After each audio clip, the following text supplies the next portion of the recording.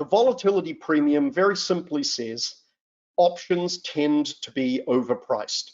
So the implied volatility from the market price of the options, tends to be higher than it should be. Or usually, if you sell options, you will make money. Usually does not mean always, and there will be periods of years perhaps where it's not true. But this is equivalent almost to the fact that stocks go up. We've known about this as long as we've known about options. There's a book written in 1905 that mentions this particular thing. So if you ever get to a point where someone says the volatility premium has gone away forever, almost certainly not true. If you've got something that has been true for 100 years and it's not true for 2 years, that doesn't mean a great deal. And there are very, very sound reasons why this should be true.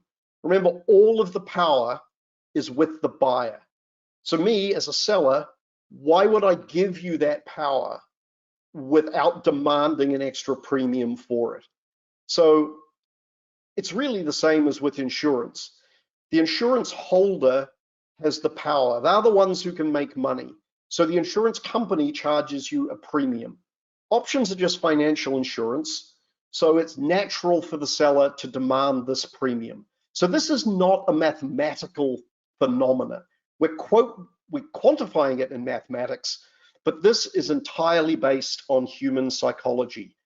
I would bet that this has been around as long as I've been trading. I don't see why it won't be around in the future.